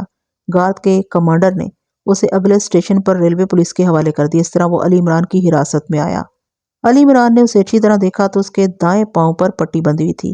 اس سے پوچھا کہ یہ زخم کیسا ہے تو اس نے بتایا کہ پاؤں پر کلہاڑی لگی ہے۔ میں نے اپنے نوٹس میں جو میں نے تمام تھانوں کو بھیجا تھا یہ بھی لکھا تھا کہ ملزم کا پاؤں دندانوں والے لوہے کے پھندے میں آیا ہے۔ علی عمران نے اس کی پٹی کھلوائی تو یہ زخم کلہاڑی کا نہیں تھا، بلکہ یہ کئی زخم تھے جو دندانوں کے ہو سکتے تھے۔ اس نے مجھے اطلاع دے دی۔ میں اسی رات گاڑی سے اس کانسٹیبل کے ساتھ علی عمران کے تھانے جا پہنچا۔ آدھی رات گزر گئی تھی، اسے جگایا اور اسی وقت حوالات سے اس آدمی کو نکال کر کمرے میں بٹھا لیا۔ علی عمران سے کہا کہ وہ جا کر سو جائے۔ میں نے ملزم سے پوچھا کہ وہ لائن پر کیوں لیٹا ہوا تھا۔ خودکشی کے لیے، اس نے جواب دیا۔ خودکشی کی وجہ؟ زندگی سے تنگ آ گیا۔ اصل وجہ بتاؤ، میں نے پوچھا۔ کیا تنگی تھی؟ غربت، محبت، کوئی اور وجہ؟ غربت بھی اور محبت بھی۔ کس سے محبت تھی؟ وہ خاموش رہا۔ میں نے اپنا سوال دہرایا۔ وہ پھر بھی خاموش رہا۔ میں نے اس کے سر پر ہاتھ رکھ کر ہلایا اور ایک بار پھر پوچھا کہ اسے کس سے محبت تھی۔ میری آنکھوں پر جلتے ہوئے انگارے رکھ دیں، اس نے کہا۔ میرے ہاتھوں پر انگارے رکھ کر جلا دے، اس کا نام نہیں بتاؤں گا۔ میں نے اس کا لب و لہجہ خاص طور پر نوٹ کیا۔ وہ دیہاتی تھا، مگر اس کے لہجے میں پولیس کا ڈر نہیں تھا۔ اس کی باتوں میں بڑک مارنے والا جوش بھی نہیں تھا، بلکہ اس کی زبان میں غم تھا اور اس کی دبی دبی آواز میں خود اعتمادی تھی۔ میں نے اسے 2-3 بار پوچھا کہ اسے کس سے محبت تھی، مگر اس نے یہی جواب دیا، کبھی نہیں بتاؤں گا۔ کہاں کے رہنے والے ہو؟ اس نے جس گاؤں کا نام لیا وہ مقتول کا گاؤں نہیں تھا، وہ اس لڑکی کا بھی گاؤں نہیں تھا۔ اس نے ریلوے پولیس کو یہی گاؤں بتایا تھا۔ میں نے اس سے پاؤں کے زخم کے متعلق پوچھا تو اس نے وہی جواب دیا جو علی عمران کو دے چکا تھا، کلہاڑی لگی ہے۔ میں نے اسے کھولتے ہوئے کہا کہ اس نے پٹی کھول دی جو اسپتال کی پٹی نہیں، عام سا کپڑا تھا۔ اس پر ہلدی کے رنگ کی دوائیوں کے بڑے بڑے دھبے تھے۔ میں نے اس کا ننگا پاؤں دیکھا اور پوچھا، کلہاڑی دندانوں کی طرح تھی؟ اس نے کوئی جواب نہ دیا، میرے منہ کی طرف دیکھنے لگا۔ میں نے چونکہ وہ پھندا دیکھا تھا اس لیے میرے لیے کوئی شک نہ تھا کہ یہ پاؤں پھندے میں آیا تھا۔ ٹانگ پر ٹہنے کے دونوں طرف دندانے اترنے کے 3 زخم تھے۔ پاؤں کے اوپر والے حصے پر بھی دندانے اترے ہوئے تھے۔ اس کی جوتی پر بھی دندانوں کے صاف نشان تھے۔ جوتی میں 2-3 سوراخ تھے، 1 مہینے سے کچھ دن اوپر ہو گئے تھے اور زخم ابھی پوری طرح ٹھیک نہیں ہوئے تھے۔ اس کی ایک وجہ تو یہ تھی کہ وہ دیسی علاج کرتا رہا تھا، اور دوسری وجہ یہ کہ پاؤں کے زخم تھے جن پر جسم کا وزن پڑتا رہتا تھا۔ اس کے اس جھوٹ نے کہ کلہاڑی لگی ہے مجھے گہرے شک میں ڈال دیا۔ پاؤں پر کلہاڑی نہیں لگی، میں نے اسے کہا۔ اب تم اپنے پاؤں پر کلہاڑی مار رہے ہو۔ وہ اس محاورے کو سمجھنے کی اہلیت نہیں رکھتا تھا۔ ان پڑھ ہونے کے علاوہ وہ تجربے کی عمر میں ابھی داخل نہیں ہوا تھا۔ اس کی عمر 21-22 سال تھی اور وہ اچھی شکل و صورت اور بڑے اچھے جسم کا نوجوان تھا۔ یہ پاؤں قتل کے بعد پھندے میں آیا تھا یا پہلے؟ میں نے رازداری سے پوچھا۔ اس نے آنکھیں پھاڑ کر دیکھا، اس کے چہرے کا رنگ اڑ گیا۔ بہت ہی دھیمی آواز میں بولا، میں نے تو کسی کو قتل نہیں کیا۔ اس کے ہونٹ خشک ہو گئے تھے۔ یہ پاؤں پھندے میں نہیں آیا تھا، میں نے کہا۔ جھوٹ بولو گے تو ان زخموں میں نمک ڈال کر تمہیں الٹا لٹکا دوں گا، اگر سچ بولو گے تو فائدے میں رہو گے، میں تمہیں بچا لوں گا۔ تمہیں اس لیے گرفتار نہیں کیا گیا کہ تم ریلوے لائن پر لیٹے ہوئے تھے، تمہارا جرم یہ ہے کہ تم قاتل ہو۔ میں نے 2 ٹکٹ اس کے آگے رکھ دیے۔ یہ علی عمران نے جامع تلاشی میں اس کی جیب سے نکالے تھے۔ میں جب یہاں آیا تو اس نے یہ ٹکٹ مجھے دیے تھے۔ اس کی جیب سے تھوڑی سی نقدی بھی برآمد ہوئی تھی۔ یہ ٹکٹ اس اسٹیشن سے خریدے گئے تھے جہاں لڑکی گاڑی سے گر کر مری تھی۔ بکنگ کلرک نے کہا تھا کہ ایک آدمی نے 2 ٹکٹ خریدے تھے، وہ آدمی یہی ہو سکتا تھا۔ تم نے 2 قتل کیے ہیں، میں نے اس کا دم خم ختم کرنے کے لیے کہا۔ اس لڑکی کو تم نے گاڑی سے گرایا اور اسے گاڑی کے نیچے پھینکا تھا۔ وہاں تمہیں 3 آدمیوں نے شناخت کیا تھا۔ ٹکٹ بابو تمہیں اچھی طرح پہچانتا ہے۔ میں نے اس سے پوچھا، تم نے لڑکی کو کیوں قتل کیا ہے؟ وہ پیشہ ور مجرم نہیں تھا اور وہ پختہ عمر کا بھی آدمی نہیں تھا، نوجوان لڑکا تھا۔ اس کے چہرے پر پسینے کے قطرے نظر آنے لگے۔ ہکلا کر آہستہ سے بولا، مجھ سے کوئی سی قسم لے لو، میں نے لڑکی کو گاڑی سے دھکا نہیں دیا تھا۔ مجھ پر جھوٹا الزام نہ لگائیں۔ تم اس کے ساتھ تھے، پھر وہ گری کیسے؟ میں نے اسے جال میں لیتے ہوئے کہا، اور جب وہ گر پڑی تو تم وہاں سے غائب کیوں ہو گئے تھے؟ گاڑی چل پڑی تھی، اس نے کہا۔ میں پہلے اسے سوار کرانا چاہتا تھا۔ وہ گاڑی کا اگلا ڈبہ تھا۔ وہ گاڑی کے ساتھ ساتھ دوڑی۔ میں اس کے بالکل پیچھے ساتھ ساتھ دوڑ رہا تھا۔ گاڑی تیز نہیں تھی، مگر پلیٹ فارم ختم ہو گیا۔ وہ ایسی گری کہ لڑک کر گاڑی کے نیچے چلی گئی۔ میں گرتے گرتے سنبھل گیا۔ مجھے اس کی چیخ سنائی دی۔ گاڑی گزر گئی۔ میں نے اسے دیکھا، اس کی دونوں ٹانگیں الگ اور ایک بازو الگ پڑا تھا۔ ذرا آگے جا کر گاڑی رک گئی۔ اسٹیشن کی طرف سے کچھ آدمی دوڑے آ رہے تھے۔ مجھے یقین تھا کہ لڑکی مر گئی ہے۔ میں وہاں سے بھاگ گیا۔ یہ مجھے بعد میں معلوم ہوا کہ گارڈ نے لڑکی کو گرتے اور گاڑی کے نیچے جاتے دیکھ لیا تھا۔ گاڑی اسی نے روکی تھی۔ تم لڑکی کو گھر سے بھگا کر لے جا رہے تھے؟ اس نے بے دلی سے سر ہلایا۔ وہ لڑکی کو بھگا کر لے جا رہا تھا۔ اسے اپنے ساتھ لے جانے کے لیے اس کے منگیتر کو قتل کرنا کیوں ضروری سمجھا؟ میں نے پوچھا۔ اس نے میرے منہ کی طرف دیکھا۔ اس پر نیند کا اثر تو تھا، لیکن وہ میرے جال میں آ گیا تھا۔ اس نے اس کے دماغ کو میرے قبضے میں دے دیا تھا۔ میں نے اس کے ساتھ ہمدردی اور پیار کی باتیں شروع کر دی، اس کا حوصلہ بڑھایا اور اسے اقبال جرم کے لیے تیار کر لیا۔ مجھے جلدی پھانسی دے دو گے؟ اس نے پوچھا۔ میں تمہیں پھانسی سے بچا رہا ہوں، میں نے کہا، اور بچا لوں گا۔ یہ تو کوئی مہربانی نہ ہوئی، اس نے کہا۔ میں زندہ نہیں رہنا چاہتا۔ تمہاری ہر خواہش پوری کروں گا، میں نے کہا۔ تمہارے لیے جو بہتر سمجھوں گا وہ کروں گا۔ پہلے مجھے سارا واقعہ سنا دو۔ بات وہاں سے شروع کرو کہ تم نے لڑکی کے منگیتر کو کیوں اور کس طرح قتل کیا تھا۔ اس کی آنکھیں خشک تھیں، لیکن اس موقع پر اس کے آنسو بہنے لگے۔ وہ اطمینان محسوس کر رہا تھا۔ اس کے ضمیر پر جو بوجھ تھا اسے ضمیر سے اتارنے میں میں اس کی مدد کر رہا تھا۔ آپ میری ساری کہانی سنیں گے؟ اس نے التجا کے لہجے میں کہا۔ یہ سن کر آپ کے دل میں رحم پیدا ہو جائے گا۔ میں مرنے سے پہلے یہ کہانی ضرور سنانا چاہتا ہوں۔ میں پوری توجہ سے سنوں گا، میں نے کہا۔ اس نے اپنے متعلق بتایا کہ وہ جلندھر کا رہنے والا ہے اور وہ کوئٹہ میں پیدا ہوا تھا۔ وہاں اس کے باپ کی بہت بڑی دکان تھی۔ وہ بڑے مزے میں زندگی بسر کر رہے تھے۔ اس کی عمر 7-8 سال تھی جب باپ اسے اس کی ماں اور بہن بھائیوں کے ساتھ جلندھر لایا تھا۔ وہاں اس کی دادی اور دادا تھے۔ اس کی ماں کے ماں باپ مر گئے تھے اور اس کے قریبی رشتہ دار کوئی بھی نہیں تھے۔ وہ جلندھر آئے تو دادا مر گیا۔ اس کے باپ نے جلندھر والا مکان بیچ ڈالا اور اس کی دادی کو اپنے ساتھ کوئٹہ لے گیا۔ اس طرح جلندھر سے رشتہ ٹوٹ گیا۔ اس کے باپ نے کوئٹہ میں ایک پرانا مکان خرید لیا۔ اسے یہ معلوم نہیں تھا کہ اس کے باپ نے جلندھر میں کیوں دکان نہ کھولی اور کوئٹہ کیوں چلا گیا تھا۔ اس کی عمر 10-11 سال ہوئی تو کوئٹہ میں وہ تاریخی زلزلہ آیا جس نے اتنے بڑے شہر کو ملبے کا ڈھیر بنا دیا تھا۔ یہ جون 1935 کا واقعہ ہے اور یہ زلزلہ مجھے اچھی طرح یاد ہے۔ کوئٹے کی تباہی کی جو تفصیل سنی تھی وہ آج بھی یاد آتی ہے تو دل دہل جاتا ہے۔ رات کے آخری پہر زمین کے اندر بڑی خوفناک گڑ گڑاہٹ سنائی دی اور اتنے سخت جھٹکے آئے کہ مکان ریت کے گھروں کی طرح بیٹھ گئے۔ تمام مکان پرانے زمانے کے تھے۔ لوگ گہری نیند سوئے ہوئے تھے۔ کسی کو بھاگنے کی مہلت نہ ملی۔ بھاگتے بھی تو کہاں جاتے؟ گلیاں ملبے سے بند ہو گئی تھیں۔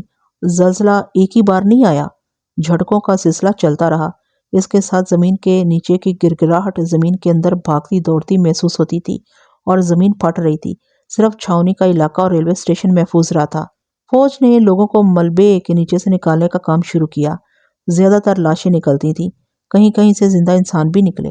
یہ کام اتنا مشکل تھا کہ 5-7 دنوں بعد یہ فرض کر کے کہ اب ملبے میں کوئی زندہ نہیں رہا ہوگا، ملبہ ہٹانے کا کام بند کر دیا گیا۔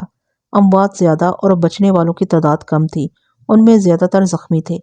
مجھے اتنا ہی یاد ہے کہ ایک فوجی نے مجھے اپنے بازوؤں پر اٹھا رکھا تھا، ملزم نے کہا، اور میں یہ محسوس کیا تھا کہ میں اب جاگا ہوں۔ زلزلے کا مجھے علم نہیں ہو سکا۔ فوجیوں نے ملبے کے قریب ہی میرے سر پر پٹیاں باندھی۔ مجھے بعد میں پتا چلا کہ میرے سر میں چوٹ لگی تھی اور میں نیند سے غشی میں چلا گیا تھا۔ میں رونے لگا۔ میں نے ادھر ادھر دیکھا، ہر طرف زخمی تھے اور لاشیں پڑی تھیں۔ میں اپنے گھر کو ڈھونڈ رہا تھا مگر وہاں کوئی مکان کھڑا نہیں تھا۔ مجھے ملبے سے نکالنے والا فوجی مسلمان تھا۔ وہ مجھے بہلانے لگا۔ میں اپنی امی اور ابا کے پاس جانے کی ضد کر رہا تھا۔ یہ فوجی مجھے ایک طرف لے گیا اور 2 لاشوں کے منہ ننگے کیے۔ یہ میری امی اور میرے ابا کی لاشیں تھیں۔ مجھے میرے بڑے بھائی اور چھوٹی بہن کی اور دادی کی لاشیں بھی دکھائی گئیں۔ اپنے مکان میں سے صرف میں زندہ رہا تھا۔ اس کی آواز دب گئی اور وہ سر جھکا کر ہچکیاں لیتا رہا۔ میں نے اس کے لیے پانی منگوایا، اسے پلایا اور دلاسا دیا۔ آپ تصور کر سکتے ہیں کہ اپنی ماں، اپنے باپ اور اپنے بہن بھائی کی لاشیں دیکھ کر 10-11 سال کی عمر کے بچے کی کیا حالت ہوئی ہوگی۔ اس نے مجھے اپنی اس وقت کی حالت سنائی۔ ایک بار تو روکنے کے باوجود میرے آنسو نکل آئے۔ اسے چھاؤنی میں لے گئے، یہ معلوم نہیں کہ اس طرح کے بچوں کے کیا انتظامات کیے گئے تھے۔ اسے یہی معلوم تھا کہ یہ فوجی اپنے بال بچوں کے ساتھ کوارٹر میں رہتا تھا اور وہ اسے اپنے ساتھ لے گیا تھا۔ اس نے بچے سے پوچھا تھا کہ وہ کہاں کا رہنے والا ہے۔ بچے نے بتایا تھا کہ اس کے والدین جلندھر کے رہنے والے تھے، لیکن جلندھر میں ان کا اپنا کوئی عزیز رشتہ دار نہیں رہا۔ 3-4 ماہ بعد یہ فوجی اسے اپنے گاؤں لے آیا۔ آباد تھا، وہ چھٹی آیا تھا اور وہ اس وقت صوبے دار تھا۔ اس کے متعلق ملزم نے بتایا کہ اس کے بچے تھے اور وہ اس کے ساتھ اپنے بچوں کی طرح پیار کرتا تھا۔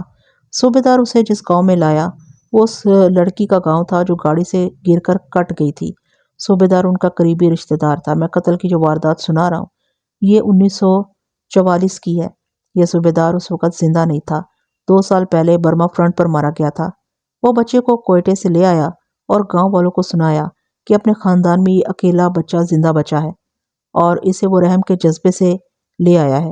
گاڑی کے نیچے آنے والی لڑکی کے باپ نے صوبے دار سے بچہ لے لیا۔ اس وقت لڑکی کی عمر اس بچے جتنی تھی، یعنی 10-11 سال۔ لڑکی کے باپ کے ساتھ یہ حادثہ ہو رہا تھا کہ اس لڑکی کے سوا اس کی کوئی اولاد نہیں تھی۔ 2 بچے پیدا ہوئے اور مر گئے تھے۔ اس نے صوبے دار سے یہ بچہ لے لیا۔ بعد میں جب میں نے لڑکی کے ماں باپ کے بیان لیے تو اس نے بتایا تھا کہ اس نے اس بچے کو بیٹا نہیں بنایا تھا، بلکہ اسے اس لیے لے لیا تھا کہ اس کی بچی کا گھر میں ساتھ رہے گا اور یتیم اور بے آسرا بچے کو پالنے کا ثواب بھی ملے گا۔ اس نے بتایا کہ بچہ صاف ستھرا، سلجھا ہوا، خوبصورت تھا۔ وہ خوشحال زمیندار تھا۔ ایسے زمینداروں کے ہاں صرف روٹی کی خاطر لوگ خوشی سے نوکری کرتے تھے۔ ان زمینداروں کے طور طریقے بادشاہوں جیسے تھے۔ اس بچے کو اسی زمیندار نے بادشاہی شغل کے طور پر رکھ لیا۔ ملزم نے اپنے بیان میں کہا کہ ان اجنبی لوگوں میں اور اس ماحول میں وہ اتنا گھبرایا کہ ہر وقت وہاں سے بھاگنے کی سوچتا رہتا، مگر اسے جب باپ، دادی، ماں اور بہن بھائی کی لاشیں یاد آتی تو اسے ایسے لگتا جیسے کسی نے اس کا گلا مضبوط ہاتھوں میں دبا لیا ہو۔ کہاں کوئٹہ کا شہر اور کہاں یہ دیہاتی ماحول۔ بچہ بڑے اچھے اسکول میں پڑھتا تھا۔ یہاں گاؤں میں پڑھنے پڑھانے کا رواج ہی نہیں تھا۔ اسے گاؤں کے بچے گندے لگتے تھے اور اسے وہاں کی ہر چیز سے ڈر آتا تھا۔ زمیندار اس کی بیوی نے اسے اپنے بچے کی طرح رکھا، اسے اچھے کمرے میں سلاتے تھے اور اسے اپنی بچی کے ساتھ کھانا دیتے تھے۔ زمیندار کی بچی بھی اس کے ساتھ اچھا سلوک کرتی تھی اور اسے اپنے ساتھ لگائے رکھنے کی کوشش کرتی تھی۔ وہ اس کی ہم عمر تھی۔ وہ آخر بچہ تھا، اس کا ذہن اس ماحول اور اس کے انسانوں کو قبول کرنے لگا۔ سب سے بڑی ضرورت شفقت اور پیار ہے۔ بچے کی یہ ضرورت پوری ہو رہی تھی۔ یہ تو ہو نہیں سکتا تھا کہ اس کے ذہن سے اس کے ماں باپ کی اور کوئٹہ کی زندگی کی یاد اتر جاتی۔ اسے جب یہ یادیں آتی تھیں تو اس کے لیے سنبھلنا اور اپنے آپ کو قابو میں رکھنا ناممکن ہو جاتا تھا۔ وہ زمیندار کی بیٹی کے ساتھ کھیلا کرتا تھا۔ بچی اس کی دلی کیفیت کو سمجھنے لگی تھی۔ ایک روز اس بچی نے اسے کہا کہ وہ اسے کوئٹہ کی باتیں سنائے۔ بچے نے اسے پوری تفصیل سے سنایا کہ اس کی ماں کیسی تھی، باپ کیسا تھا، ننھی سی بہن کیسی تھی اور اس کا گھر کیسا تھا اور وہ کتنے اچھے اچھے کپڑے پہنا کرتا تھا۔ اس نے شہر کی زندگی ایسے انداز سے سنائی کہ بچی کے منہ سے بے اختیار نکل گیا، یہ گاؤں تو بڑے گندے ہیں، ہم بڑے ہوں گے تو ہم دونوں کسی شہر میں چلے جائیں گے۔ بچے کو بچی کی یہ بات بہت پسند آئی، بلکہ اس کے دل میں بیٹھ گئی۔ اس کے بعد بچے نے اسے کوئٹہ کی تباہی کی داستان سنائی۔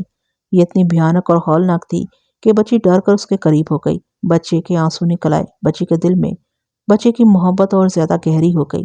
اس محبت میں ہمدردی زیادہ تھی۔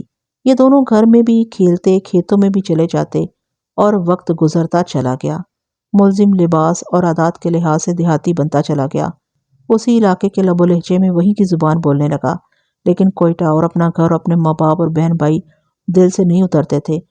ملزم نے تھانے میں مجھے بیان دیتے ہوئے کہا، ان سب کی لاشیں آنکھوں کے سامنے رہتی تھی، میں کچھ بھی نہیں کر سکتا تھا، غصہ آتا تھا اور دل پر غم کا بوجھ رہتا تھا۔ یہ لڑکی اتنی اچھی تھی کہ مجھے زیادہ دیر غمگین نہیں رہنے دیتی تھی۔ اسے اور کچھ کہنا نہیں آتا تھا تو یہ کہہ دیتی تھی کہ ہم بڑے ہو کر شہر چلیں گے۔ دونوں 15-16 سال کی عمر کو پہنچے تو ملزم گھر کے کام بھی کرنے لگا۔ دیہات میں فصل اٹھانے، بازار بھجوانے وغیرہ سے متعلق کام قابل اعتماد اور عقل مند نوکر کیا کرتے ہیں۔ زمین جائیداد والوں کے کئی کام ایسے ہوتے ہیں جو ہر نوکر سے نہیں کرائے جاتے۔ یہ کام آہستہ آہستہ ملزم کے سپرد ہونے لگے اور وہ دلچسپی سے کرنے لگا۔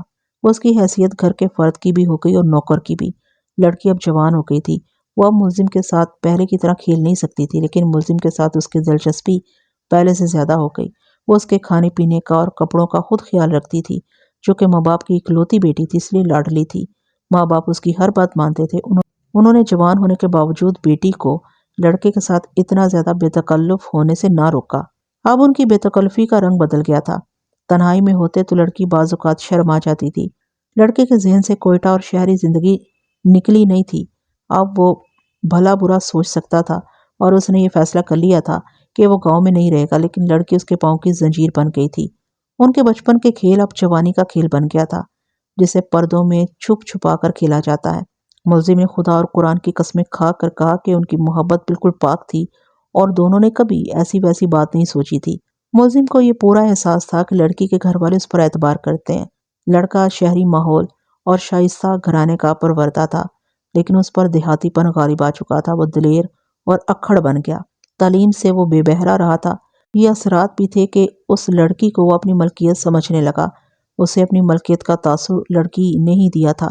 لڑکی لاڈلی ہونے کی وجہ سے ضدی اور اکھڑ تھی۔ صرف ملزم کے آگے وہ جھکتی اور اس کی ہر بات مانتی تھی۔ ملزم نے یہ کسی بھی وقت نہ سوچا کہ ان کی محبت کا انجام کیا ہوگا۔ وہ جب اور بڑے ہوئے تو سب کے سامنے ہنسنے کھیلنے سے گریز کرنے لگے، لیکن ان کا میل جول رک نہ سکا۔ ایک سہولت گھر والوں نے خود ہی دے رکھی تھی۔ لڑکی کو اپنے رشتہ داروں کے ہاں دوسرے گاؤں جانا ہوتا تو ملزم کو اس کے ساتھ بھیجا جاتا تھا۔ لڑکی گھوڑی پر ہوتی اور لڑکا پیدل۔ لڑکی اکثر ادھر ادھر جانے لگی۔ وہ سیر کی اتنی شوقین نہیں تھی۔ وہ ملزم کو اپنے ساتھ رکھنا چاہتی تھی۔ ملزم نے مجھے بتایا کہ راستے میں وہ رک جاتی اور اسے پاس بٹھا کر دل کی باتیں کرتی اور سنتی تھی، اور کبھی تو وہ بچی بن جاتی اور کہتی کہ میں بھاگتی ہوں تو مجھے پکڑو۔ ملزم اس کے پیچھے دوڑتا اور تھوڑی دور جا کر اسے پکڑ لیتا۔ لڑکی اس کے ساتھ لپٹ جاتی، کبھی گر پڑتی اور ملزم کو اپنے اوپر گرا لیتی، لیکن اس کا انداز بچپنے والا ہوتا تھا۔ ملزم نے مجھے بہت سی باتیں سنائی جن سے ظاہر ہوتا تھا کہ لڑکی اس کے بغیر خوش نہیں رہتی تھی اور اسے زیادہ وقت اپنے ساتھ لگائے رکھنے کے موقع پیدا کرتی رہتی تھی۔ مجھے اس کی اتنی زیادہ باتیں سننے کی ضرورت نہیں تھی۔ وہ ہر ایک بات مجھے سنا کر شاید سکون محسوس کرا تھا۔ میں نے اکتاہٹ کا اظہار نہ کیا، بلکہ ایسا رویہ اختیار کر لیا جیسے میں اس کا بے تکلف دوست ہوں۔ مجھے جب یاد آتا کہ میں تھانے دار ہوں تو میں بےتاب ہو جاتا کہ وہ فوراً قتل کا اقبال کر لے، اور جب میں کام انسان کی حیثیت سے اس کی طرف توجہ دیتا تھا تو میری تمام تر ہمدردیاں اس کے ساتھ ہو جاتی تھی۔ مجھے اس پر رحم آتا تھا۔ پھر میں اس کا ہمراز دوست بن کر اس کی باتیں ہمدردی سے سنتا اور دلچسپی کا اظہار بھی کرتا تھا۔ وہ اپنے ماں باپ کا بڑا پیارا بچہ تھا، مگر اس گاؤں میں لوگ اسے اس زمیندار کا نوکر کہتے تھے۔ دونوں کی عمر 21-22 سال ہوگی۔ ایک روز لڑکی نے اسے بتایا کہ ماں باپ اس کی شادی کی باتیں کر رہے ہیں اور 3 گھروں سے پیغام آ رہے ہیں۔ ملزم کو ایسے لگا جیسے کوئٹے کا زلزلہ ایک بار پھر آ گیا ہو۔ دونوں نے کبھی نہیں سوچا تھا کہ ان کی شادی نہیں ہو سکتی اور لڑکی برادری کے کسی گھر میں جائے گی۔ ملزم پر غم کا ایسا بوجھ پڑا کہ وہ بجھ کے رہ گیا۔ لڑکی نے اپنی ماں سے کہا کہ وہ ملزم کے ساتھ شادی کرنا چاہتی ہے۔ ماں ابھی تک سمجھ رہی تھی کہ اس کی بیٹی ابھی بچی ہے، اس لیے اسے معلوم نہیں کہ وہ کیا کہہ رہی ہے۔ ماں نے اسے سمجھایا بجھایا کہ اگر اس کے باپ کو پتہ چل گیا تو وہ ملزم کو گھر سے نکال دے گا، اور ہو سکتا ہے کہ کسی شک میں وہ ملزم کی پٹائی بھی کر دے۔ لڑکی نے یہ باتیں ملزم کو سنائی اور کہا کہ وہ کسی اور کے ساتھ شادی نہیں کرے گی۔ ملزم نے اسے کہا کہ ماں باپ نے اسے بڑے لاڈ اور پیار سے پالا پوسا ہے اور اس کی شادی کے نہ جانے کیسے کیسے خواب دیکھتے رہے ہیں، اس لیے وہ ان کی امیدوں اور خوابوں پر اس طرح پانی نہ پھیرے۔ ملزم نے اسے یہ بھی کہا کہ میں گاؤں سے چلا جاتا ہوں۔ لڑکی نے کہا تم چلے جاؤ گے تو میں بھی یہاں نہیں رہوں گی۔ قصہ مختصر یہ کہ وہ دونوں ایک دوسرے کی زنجیروں میں جس بری طرح جکڑے گئے تھے انہیں توڑنا ان کے بس کی بات نہیں رہی تھی۔ پھر لڑکی کی منگنی ہو گئی۔ دیہاتی معاشرے میں لڑکیوں کی پسند و مرضی کون دیکھتا ہے، بلکہ اسے جرم سمجھا جاتا ہے۔ ملزم کا رد عمل یہ تھا کہ اسے غصہ آنے لگا۔ غصے والی بات نہ ہوتی تو بھی اسے غصہ آ جاتا۔ مویشیوں کو بلا وجہ مارتا اور لڑکی اس کے ساتھ بات کرتی تو اس کے ساتھ بے رخی سے بولتا اور کبھی اسے ڈانٹ بھی دیتا۔ لڑکی نے اپنے باپ کی ڈانٹ کبھی برداشت نہیں کی تھی، لیکن ملزم کی ڈانٹ سن کر وہ سر جھکا لیتی اور اکیلے جا کر روتی رہتی۔ ایک روز لڑکی نے اسے کہا کہ منگنی اس نے خود نہیں کرائی، اسے بتائے بغیر کی گئی ہے اور وہ ملزم کے ساتھ گھر سے بھاگ جانے کو تیار ہے۔ ملزم کو یہ اقدام پسند نہیں تھا، کیونکہ لڑکی کے ماں باپ اس پر بھروسہ اور اعتماد کرتے تھے اور انہوں نے اسے اپنے بچوں کی طرح پالا اور پیار کیا تھا۔ لڑکی کی منگنی مقتول کے ساتھ ہوئی تھی، جو 1.5-2 میل دور گاؤں کا رہنے والا تھا۔ اس کے متعلق لڑکی کو اپنے گاؤں کی 2-3 لڑکیوں سے پتہ چلا تھا کہ چال چلن کا اچھا نہیں اور بھٹے پر کام کرنے والی ایک مزدور لڑکی کے ساتھ اس کا میل جول ہے جس نے اسے بہت بدنام کر رکھا ہے۔ پھر لڑکی کو یہی کچھ پتہ چلتا رہا کہ اس کا منگیتر آوارہ اور بدکار ہے اور اسے صرف شکار کا شوق ہے۔ لڑکی تو ویسے بھی اسے قبول نہیں کر رہی تھی۔ اس کے متعلق یہ باتیں سنی تو وہ اور زیادہ پریشان ہوئی۔ اس نے ملزم کے ساتھ بات کی اور پھر کہا کہ چلو بھاگ چلیں۔ ملزم رضامند نہ ہوا۔ ایک روز گاؤں کے ایک آدمی نے جو اس کا دوست تھا ملزم سے کہا کہ لڑکی کا منگیتر کہتا ہے کہ وہ اس آدمی یعنی کہ ملزم کو اس گھر سے نکلوا دوں گا، کیونکہ میں نے سنا ہے کہ یہ میری منگیتر کے ساتھ ساتھ رہتا ہے اور اسے ورگلاتا رہتا ہے۔ یہ سن کر ملزم طیش میں آ گیا۔ پھر ایک روز منگیتر اور ملزم کا آمنا سامنا کھیتوں میں ہو گیا۔ ملزم اپنے گاؤں کے کھیتوں میں تھا۔ لڑکی کا منگیتر وہاں آ گیا اور اسے شہزادوں کی طرح روب سے کہا، اوئے تم نوکر ہو یا اس لڑکی کے چچا کے بیٹے ہو؟ پھر کبھی اس کے ساتھ باہر نکلے تو خون پی لوں گا۔ تم ہمارے نوکر ہو، وہ میری منگیتر ہے۔ تم اپنے آپ میں رہو، شادی کے بعد تمہیں مویشیوں والے مکان میں رکھوں گا۔ ملزم نے کوئی جواب نہ دیا، لیکن اپنے کھولتے ہوئے خون اور غصے پر قابو پانا اس کے لیے مشکل ہو گیا۔ اس نے لڑکی کو بتایا۔ لڑکی نے ملزم کو ڈانٹ کر کہا، تم نے یہ بے عزتی کس طرح برداشت کر لی؟ تم خاموش کیوں رہے تھے؟ اس لیے کہ میں اس گھر میں نوکر ہوں۔ جس دن تمہیں اس گھر میں کسی نے نوکر کہا، اس دن نہ تم اس گھر میں رہو گے نہ میں رہوں گی۔ لڑکی نے اسے کہا، پھر کبھی وہ لفنگا تم سے ایسی بات کرے تو ہماری ذات کے مردوں کی طرح اس کا منہ توڑ دو۔ مجھے صرف تمہاری عزت کا خیال آتا ہے۔ ملزم نے کہا، لوگ تمہیں بدنام کر دیں گے۔ میری عزت تمہارے ساتھ ہے۔ لڑکی نے کہا، میں اپنے ماں باپ سے کچھ نہیں کہوں گی۔ یہ بات انہیں بتاؤں گی تو وہ اس لچے کی طرفداری کریں گے۔ آئندہ تم اس کا یہ روب برداشت نہ کرنا۔ لڑکی کی حوصلہ افزائی اور اس کی محبت نے جلدی پر تیل کا کام کیا۔ ملزم پہلے غصے سے بھڑکا رہتا تھا۔ دوسرا موقع جلدی آ گیا۔ لڑکی لڑکیوں کے ساتھ سیر سپاٹے کے لیے کھیتوں میں گئی اور ملزم سے کہہ گئی تھی کہ وہاں آ جانا۔ وہ کسی بہانے چلا گیا۔ لڑکی لڑکیوں سے الگ ہو کر اس کے ساتھ باتیں کرنے لگی۔ ادھر سے لڑکی کا منگیتر مقتول گھوڑے پر سوار ادھر آ نکلا۔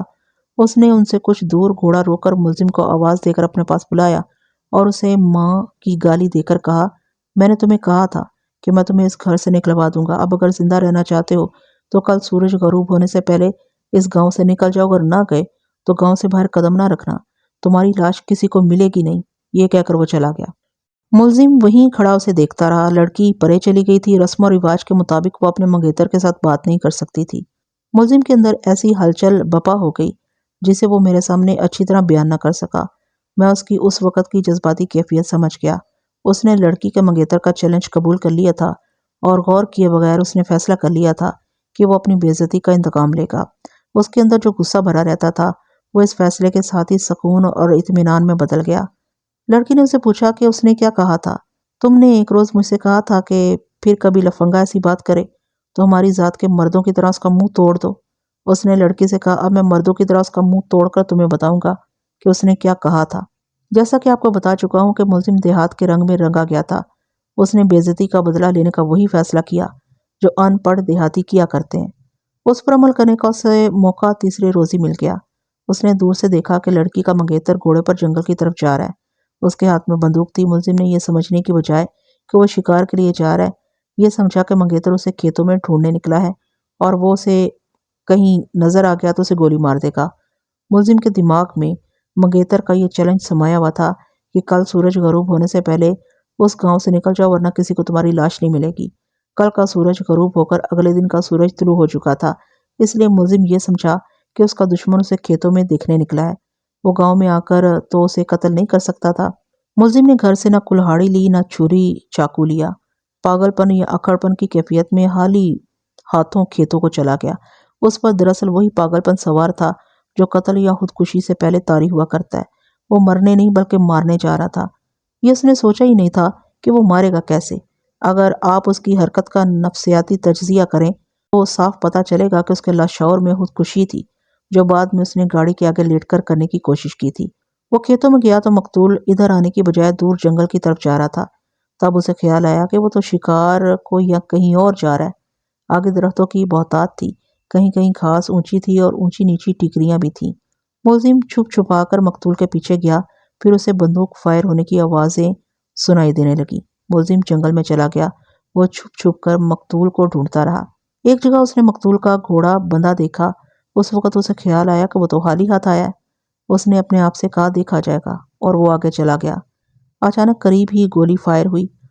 ملزم بدک گیا۔ اس نے دیکھا کہ 15-20 گز دور ایک درخت کی اور سے مقتول نے کسی پرندے پر فائر کیا تھا اور آگے آ کر درخت سے گرے ہوئے پرندے کو اٹھا رہا تھا۔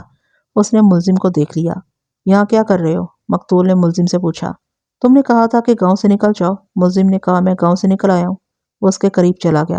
تو جاؤ، دفع ہو جاؤ۔ مقتول نے کہا کمین ذات کو اونچی حویلی میں رہنے کا کوئی حق نہیں۔ مقتول نے ذرا سوچ کر کہا کچھ پیسے لے جاؤ، یہ نہ کہنا کہ میں تمہیں حال ہی ہاتھ رخصت کیا تھا۔ ملزم کو یہ معلوم تھا کہ مقتول کے پاس ایک نالی والی بندوق ہے اور اس کا کارتوس فائر ہو چکا ہے۔ اس نے آگے بڑھ کر مقتول کے سینے پر ہاتھ مارا اور کہا نہ میں گاؤں سے باہر جا رہا ہوں، نہ تمہاری بارات ہمارے گاؤں میں آئے گی۔ مقتول نے حیرت زدہ ہو کر اسے دیکھا۔ ملزم نے مجھے بیان دیتے ہوئے کہا کہ وہ خود اپنی پھرتی پر حیران ہے کہ وہ مقتول کے پہلو کو ہوا اور اس کی گردن اپنے ہاتھوں میں جکڑ لی۔ اس نے دونوں انگوٹھے مقتول کی گردن کے صحیح مقام پر رکھے۔ مقتول بہت تڑپا۔ پہلے اس کے ہاتھ سے بندوق گری، پھر اس کا جسم ڈھیلا پڑا اور پھر اس کا جسم بے جان ہو گیا۔ ملزم نے اسے چھوڑا تو مقتول گر پڑا۔ ملزم وہاں سے چل پڑا۔ وہ اب دوسری طرف جا رہا تھا۔ میرے کھوجی نے کھرا ٹھیک اٹھایا تھا۔ جائے واردات تک ملزم کے کھرے کسی اور سمت سے آئے تھے اور واپس دوسری سمت سے گئے تھے اور یہ کھرے سیدھے آہنی پھندے میں گئے۔ ملزم کچھ دور جا رکا اور پیچھے دیکھا کہ مقتول اٹھا تو نہیں۔ وہ نہیں اٹھا تھا۔ ملزم نے ادھر ہی دیکھتے پیچھے کو قدم اٹھائے، پھر سیدھا چلنے لگا۔ دوسرا قدم زمین پر رکھا ہی تھا کہ اچانک اس کے پاؤں کے نیچے بڑی زور سے تڑاک ہوئی اور اس کا دایاں پاؤں پھندے کے نوکدار دانتوں میں جکڑا گیا۔ دندانے اس کے ٹخنے میں اتر گئے۔ پھندا گھاس میں چھپا ہوا تھا۔